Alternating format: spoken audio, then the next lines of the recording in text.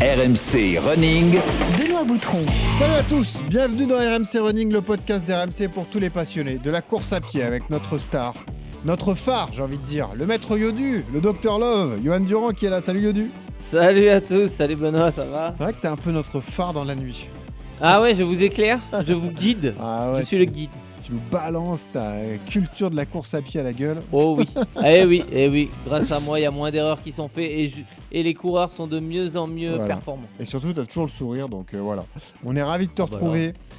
Suivez-nous sur les réseaux, c'est toujours le bon conseil, mais n'hésitez pas, sur Instagram, sur Strava, le club RMC Running, et abonnez-vous sur les plateformes de téléchargement, parce qu'il y a beaucoup d'épisodes qui sortent, comme ça vous avez une petite notification dès que c'est disponible. En plus, oui. vous adorez ces épisodes, on va prendre des nouvelles de notre ami Dorian Louvet, son projet Miles of Discovery, courir tous les marathons majeurs la même année. Là, on est en pleine période de transition, mais il va préparer Sydney. Dodo, il va nous donner de ses nouvelles d'ici quelques secondes. La prochaine étape, justement, ce sera en Australie le 31 août. Où est-ce qu'il en est dans sa prépa? Est-ce qu'il se contente du vélo? Parce que là, on est en plein Tour de France. Et il a fait pas mal d'étapes. Il nous donne des nouvelles dans une seconde. Ne bougez pas, c'est parti. RMC Running. Et il est là avec nous, Dorian. Salut Dodo. Salut, ça va? Bah ça va et toi? Tu nous entends bien? Ouais, ça fait longtemps hein, quand même. Bah ça fait longtemps. On t'a laissé te reposer, tu vois. Il fallait que tu digères ton enchaînement de majeurs. On s'est dit, on va le laisser tranquille. Merci. Et voilà, ça y est, on revient. C'est bien, vous me rappelez quand j'ai retrouvé le sourire. Ouais, c'est ça, exactement. Bon, comment ça va? On t'a vu pas mal sur les routes du Tour de France, pas mal de vélos, pas mal de caisses, avec des anciens champions. En plus, t'as dû te régaler, Dodo.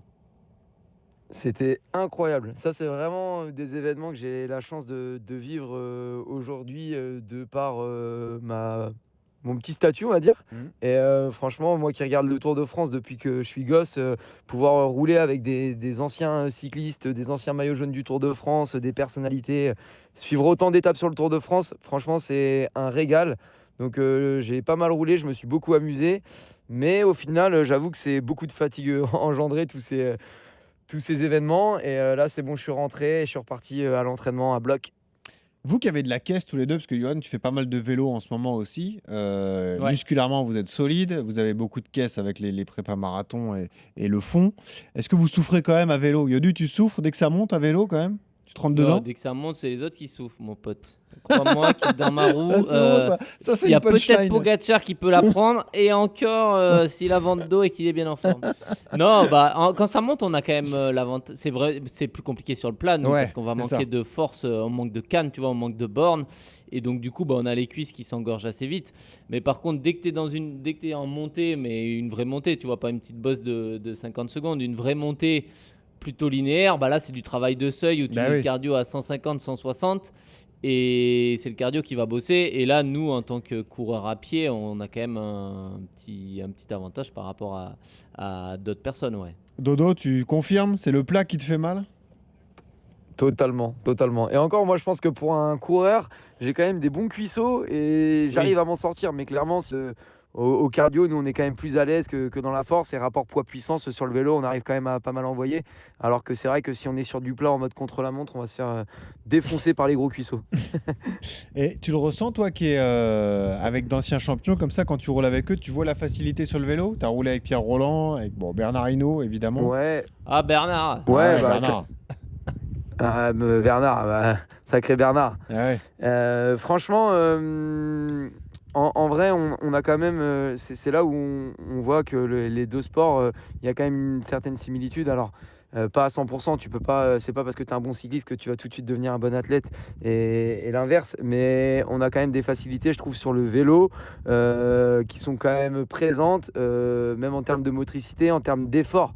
C'est surtout qu'on arrive à lisser l'effort, on arrive à comprendre l'effort du vélo, même s'il est un peu différent, ça reste quand même relativement similaire à la course à pied, dans l'effort en tout cas. Et franchement, moi j'avoue que je fais de plus en plus de vélo, je prends de plus en plus de plaisir à faire du vélo et je pense que c'est vraiment complémentaire avec la course à pied, donc j'en profite.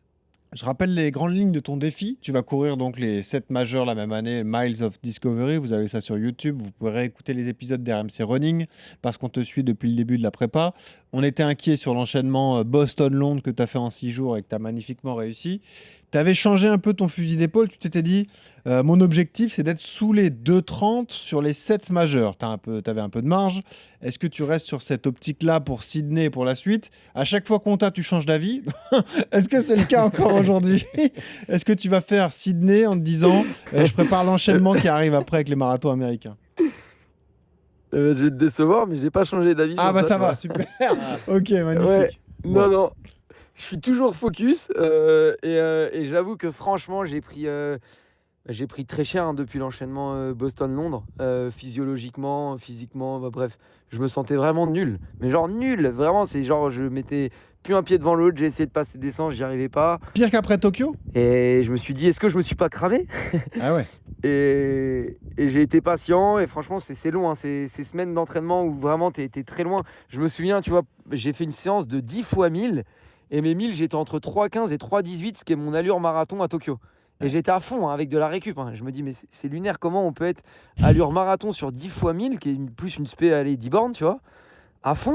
Et franchement, ça te fait réfléchir. Tu te dis, bah, peut-être que je me suis cramé, peut-être que là, c'est mort, ça va pas revenir. Effectivement, dans l'enchaînement, enchaîner les 3 en 6 semaines, ok, ça le fait, mais peut-être que là, la forme, elle va jamais remonter. Et il faut retravailler. De toute façon, si je veux réussir à faire 4 fois 2h29. Mais là, je suis un peu plus rassuré parce que là, depuis 2 semaines, les sensations, elles sont revenues. J'ai fait des belles séances. Je suis motivé. J'arrive à faire du volume à l'entraînement.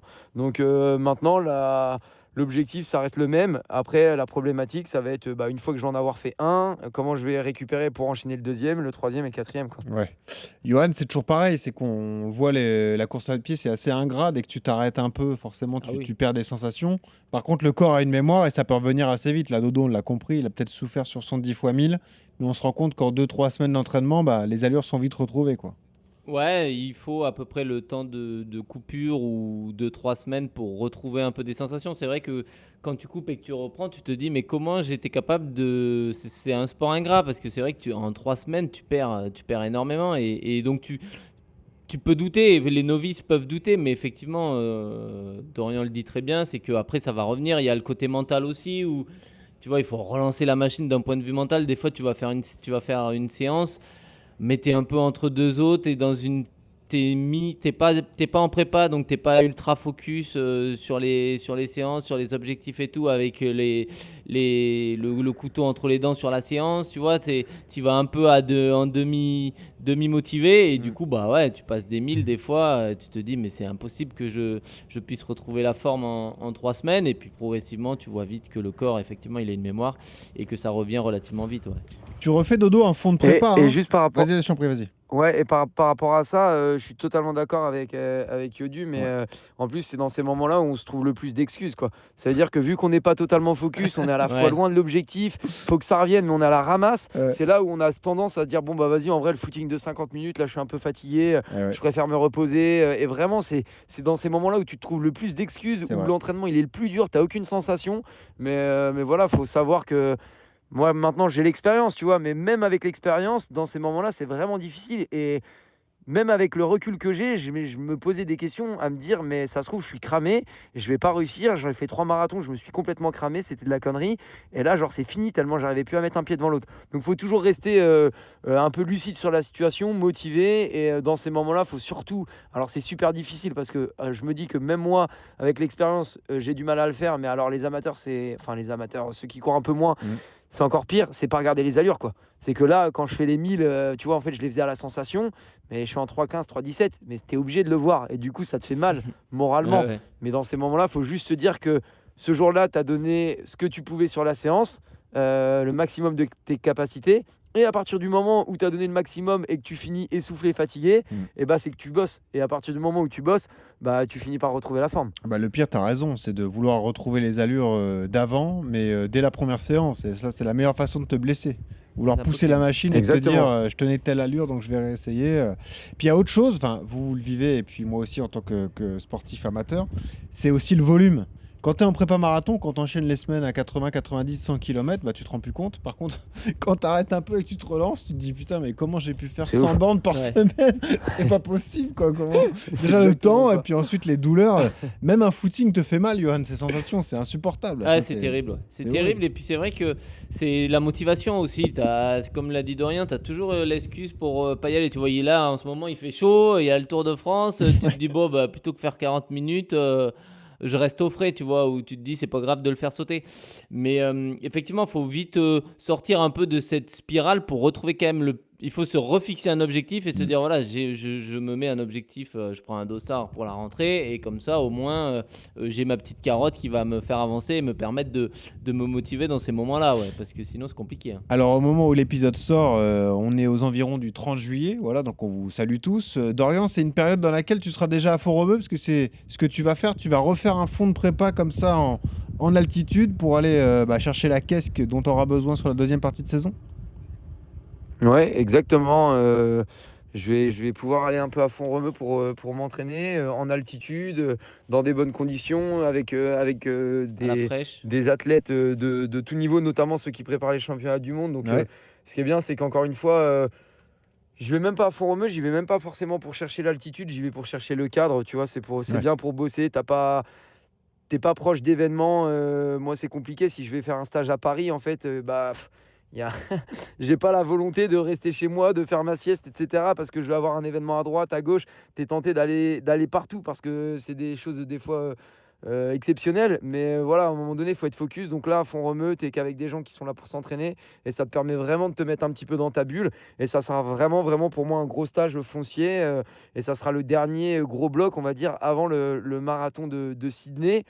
Même si la difficulté que je vais avoir là, c'est de pouvoir garder 2 mois de forme, quoi. Parce Eh que oui, bien sûr. je me dis, je fais le marathon de Sydney, mais 2 mois après, t'imagines, j'ai le marathon de New York. Ça veut dire que c'est comme si à Sydney, je devais être au début de ma préparation.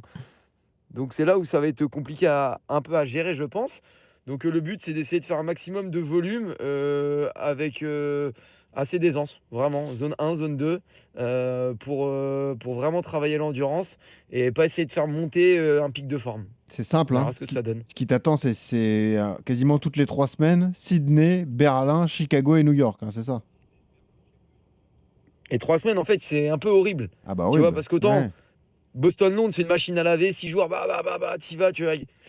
Mais là, en fait, ça veut dire que ça veut dire qu'il y a quand même 2 mois, enfin, il y a plus de 2 mois entre le premier et le dernier, et que du coup, tu peux pas être en forme seulement sur 3 semaines.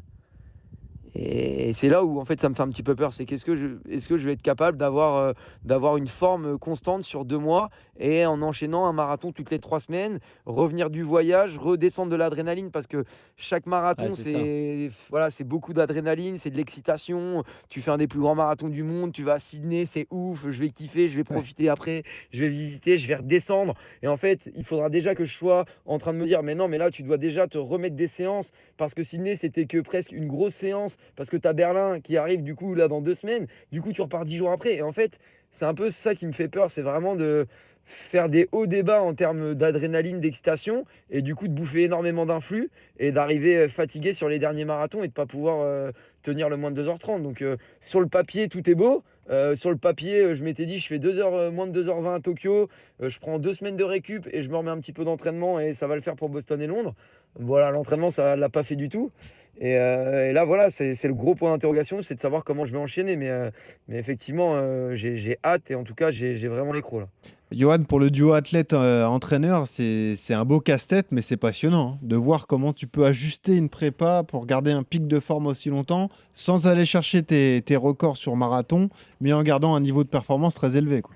Ouais, bah là, c'est tout le travail de Adrien Taoji, le coach de Dorian, de trouver justement ouais, la meilleure équation. Alors déjà, il fallait synthétiser tous les marathons et je pense que le fait de ne pas faire Sydney à fond et de l'intégrer dans la prépa pour monter progressivement en puissance et arriver avec un pic de forme plutôt sur Berlin, Chicago, tu vois, déjà,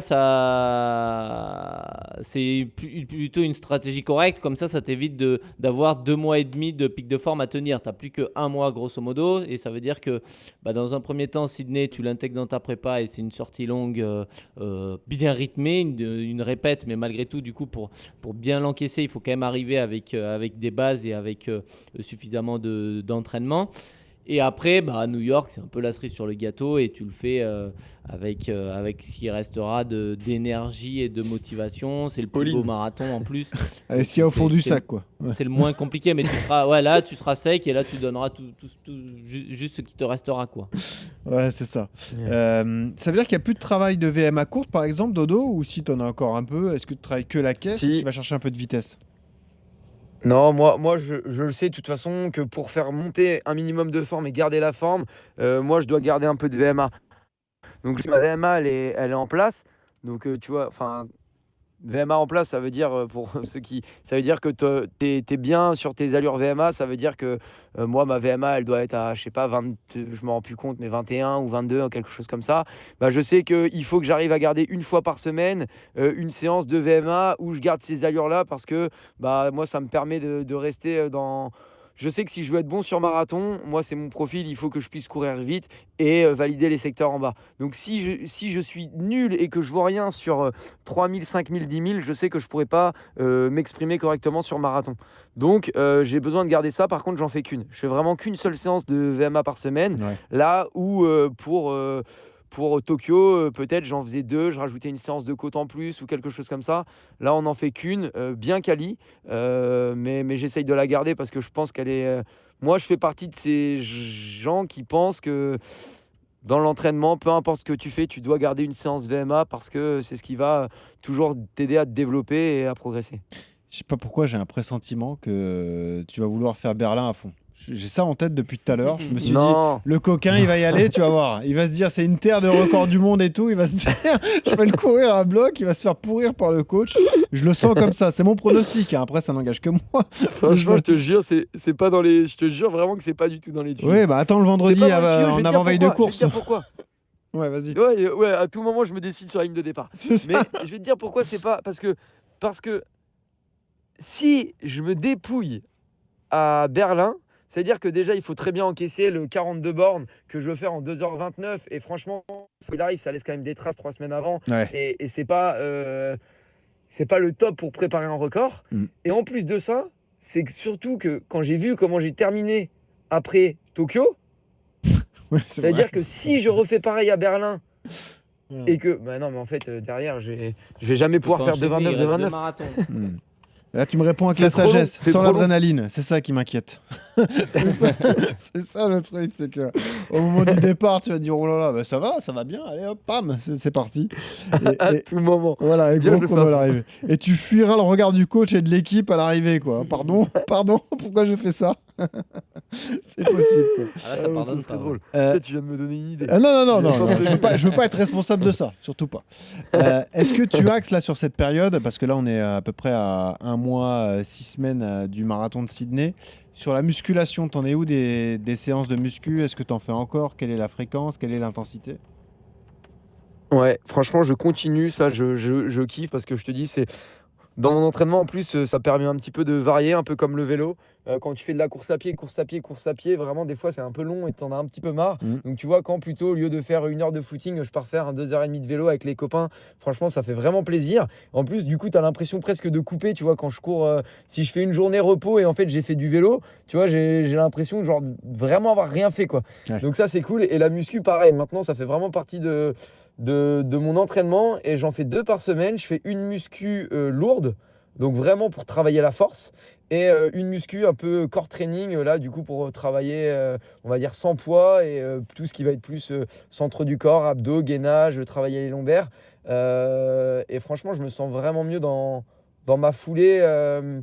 Je me sens beaucoup plus économe et je sens que quand je dois accélérer, ça répond bien. Donc franchement, c'est vraiment une plus-value. J'ai la chance d'être accompagné du coup par un préparateur physique à Caen et franchement ça fait vraiment la diff. Donc je vais continuer de garder ça jusqu'au bout parce que surtout sur marathon, je pense que ça peut vraiment aider dans les derniers kilomètres. Elle est là, la clé du défi de Dorian, Yodu, c'est fondamental.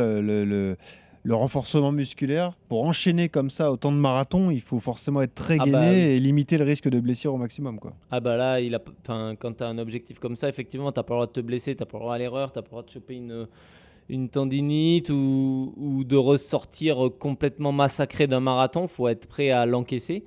Donc effectivement, ouais, le renfort est important, mais ça, il a pris conscience de ça, il le sait très bien. Les premiers marathons se sont quand même relativement bien passés, même si bah, c'est normal, il y a toujours eu une période de décompression, mais là c'est plus mental que physique. Et pour preuve, quand tu enchaînes Boston et Londres, et que sur Londres, tu es capable de terminer les 10 derniers kills plus rapidement que ce qui était prévu, c'est que musculairement, bah, tu es solide et tu es apte à encaisser justement 2 marathons au temps rapproché.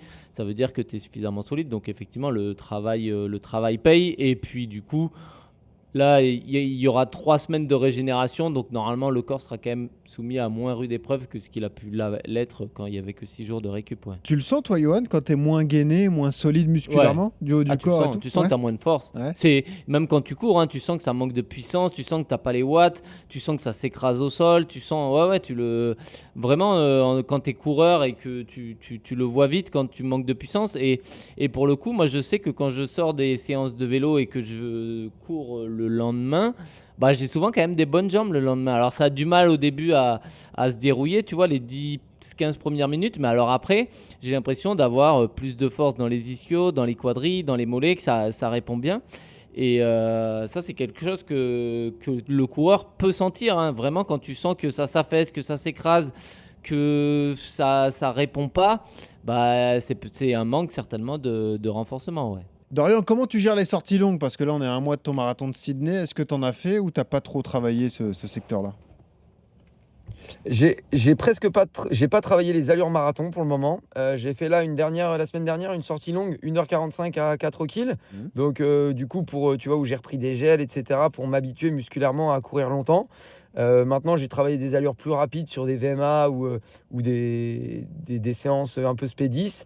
Mais j'essaie vraiment de repousser ces sorties avec des allures marathon pour repousser le pic de forme. Et Yodul, il le disait tout à l'heure, mais moi, mon objectif, en gros, si on devait visualiser, c'est que j'ai un marathon tous les 3 semaines pendant 2 mois et qu'il faut que le pic de forme, il arrive entre le 2e et le 3e marathon pour pouvoir tous les enchaîner et se dire que les premiers, je ne suis pas totalement prêt, mais je suis frais physiquement. Et les derniers, je suis moins frais physiquement, mais par contre, je suis meilleur pour essayer d'avoir ce chrono linéaire de 2h29.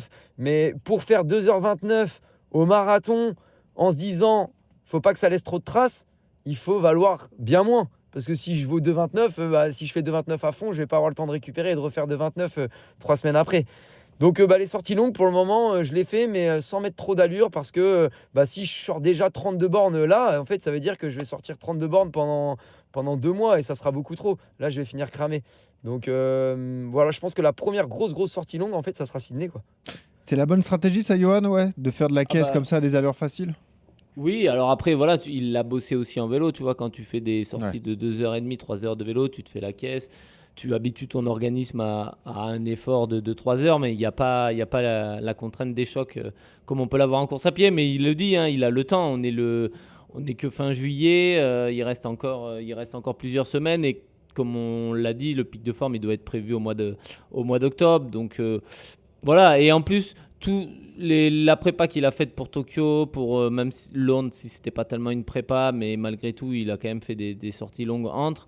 Tout ça, c'est pas perdu. Donc c'est aussi quelque chose qui est derrière lui et qui va lui servir pour les prochains marathons. Ouais. Dorian, est-ce que tu as l'angoisse de la malchance et de la blessure ou tu penses pas du tout? Tu évacues ça de ton esprit?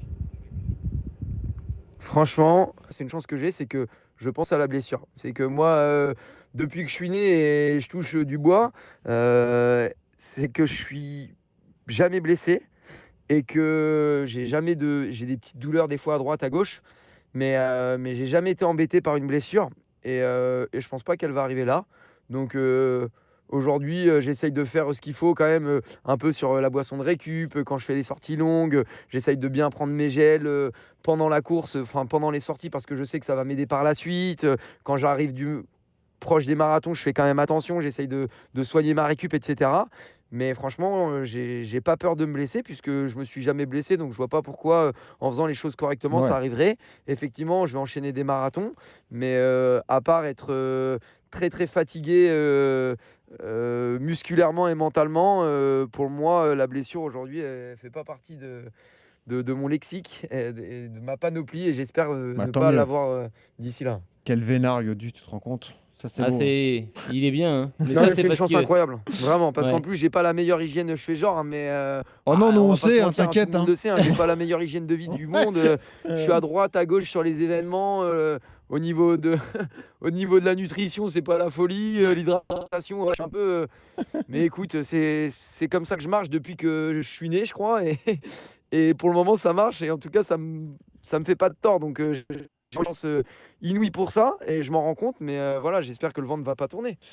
Et l'aspect motivation, Dorian, où est-ce que t'en es? Est-ce que t'es à bloc pour la deuxième partie de ton défi, là? Est-ce que t'as les crocs, t'as envie d'y retourner? Ouais, bah ça, tu vois, c'est un peu comme la forme. Ça monte et ça descend. Et franchement, après Londres et Boston, j'ai eu un gros coup de mou parce que c'était loin, j'avançais plus. Et du coup, je me dis, ouais, qu'est-ce que je vais retrouver? Franchement, la retourner sur marathon, c'est dur. Et là, ça y est, vu que les sensations reviennent, que les échéances approchent, là, je commence vraiment, vraiment à être motivé. J'ai envie de bien terminer ce défi. Donc, franchement, là, j'ai vraiment les crocs et je sens que ça va repartir à fond et que la deuxième partie de saison elle va être encore plus excitante que la première parce qu'on s'approche de la fin du défi et que forcément on emmène tout le monde avec nous et ça c'est cool et franchement je suis trop content pour ça. Et d'ailleurs je vous remercie aussi de me suivre dans cette aventure et de pouvoir partager ça régulièrement avec les auditeurs et les gens qui nous suivent. Franchement c'est trop cool, c'est une aventure qu'on vit indirectement à plusieurs et je m'éclate. Et là non, j'ai pas le droit d'avoir une baisse de motivation, donc je suis à bloc. Non, mais on se régale, nous, à te suivre et à t'accompagner. D'ailleurs, oui, les messages, c'est un boost comme ça de motivation quotidien quand on reçoit du message, quand tu t'es encouragé sur les sorties d'entraînement, sur le défi en général, ouais, ça te booste? Bah ouais, toujours, même en vrai, quand je croise des gens qui me disent bon courage pour Sydney, bon courage pour Miles of Discovery et tout, c'est super plaisant. Et moi, voilà, c'est vrai que ça me motive à fond. Et du coup, j'ai envie de continuer à bloc dans ce défi. Et en plus, je vais te dire un truc, c'est que j'ai parlé avec l'Américain qui détient le record du monde des 6 marathons Ah, dans la même année avec une moyenne de 2h31. ok, Et lui, il a le Guinness World Record. Et j'ai discuté avec lui, c'est un ultra-trailer américain ok, que je dois avoir au téléphone d'ailleurs bientôt. d'accord. Donc franchement, ça serait trop drôle si on arrivait même à le recevoir. Bah oui, il faut Et qu'on le le reçoive. mec, quand je lui ai écrit sur Insta, je lui ai dit c'est toi qui as le record du monde des 6 marathons dans la même année en 2h31. Ouais. Il m'a dit oui, c'était très dur. Voilà. Non, mais ça peut être marrant de faire une discussion à trois. En plus, Johan est très doué en anglais, donc ça peut être, on peut rigoler. problème. Ouais. Ouais, bah je vous laisserai comme Ouais. ça. Non, mais on trouvera un traducteur, rassurez-vous. Mais non, ça peut être un très bon moment. Bah, carrément, faut le caler, comme ça on discutera avec lui Ouais. et on peut vraiment se. 2,31 se alors. barrer là-dessus. 2,31, ouais. Ouais, mais, 2,31, 0,7 de moyenne. moyenne sur les 6. mais tu t'en fous, il en a fait que 6, pas 7. Donc déjà, c'est gagné. Voilà, crac. Déjà, c'est pas la Il même. n'y avait pas Sydney à l'époque dans les majeurs, donc comme ça, c'est réglé. Il t'a encouragé, il est à bloc derrière toi d'ailleurs. Il savait ou pas que tu allais tenter Ouais, ça? bah en fait, il faisait la hard rock là, qui avait lieu Ah, le week-end ok. dernier. D'accord. D'accord. Donc je lui ai écrit en disant bah écoute, je crois que tu fais la hard rock, si t'es d'accord je te laisse tranquille et puis et quand t'as terminé on se réécrit pour savoir au téléphone, faire une visio pour qu'on puisse discuter et tout. Bah Et ouais. il m'a dit avec plaisir mec, tu sais pas dans quoi tu t'embarques. Il m'a mis un message comme ça et il a dit je fais ma hard rock et on se recontacte derrière. Ah, magnifique. Mais On lui, va c'est organiser lui, c'est ça. un fumé le gars. Ah bah écoute. Lui il fait des trucs de fumée, vraiment c'est ouf. Alors, s'il fait des trucs de Alors que fumée, toi, qu'il non. a dit que 6 marathons, l'enchaînement de 6 marathons était compliqué. Ouais. Ouais mais parce que c'est un ultra trailer et je pense Ouais. que pour lui aller faire Pour- 2h31 en C'était de la marathon, VMA. Bah oui, c'est mais, super dur tu vois. mais c'est intéressant ce que tu dis. Et d'ailleurs, C'est on pas l'a le même profil. on l'a souvent. Mais c'est avec toi que Théo Détienne était au marathon de Londres et qu'il a complètement sûr. explosé d'ailleurs. Un excellent, Bien sûr. excellent trailer. C'est pas du tout le même effort. On n'arrête pas de le répéter, Ah Yodu, bah, mais c'est pas le même sport. on a reçu, nous, Ludo Pombré, il y a quelques jours dans RMC Running, et pareil, il nous parlait de sa gestion de course. C'est lui qui a remporté cette hard rock, d'ailleurs, pour la deuxième année consécutive à 50 ans. C'est fabuleux. Mais c'est Incroyable. deux sports complètement différents. Dorian, tu le sais Oui. encore plus que nous, parce que toi, t'en fais du trail l'été habituellement. Donc, tu sais que les efforts sont complètement différents. Ouais, c'est super dur. Et pour autant, tu vois, moi j'avais prévu sur cette période entre justement Londres et Sydney de faire un petit peu de trail. Je pense que vous vous souvenez. J'ai dit, ouais, Ouais, je je me vais faire un rappelle. petit peu de trail, ça va me change. Bah, j'en ai fait qu'un, hein, ça m'a suffi. J'ai compris ma douleur. Hein. Et encore, c'est pas des Totalement un ultras, autre c'est sport. des Et donc, trails. du coup, Eh ouais.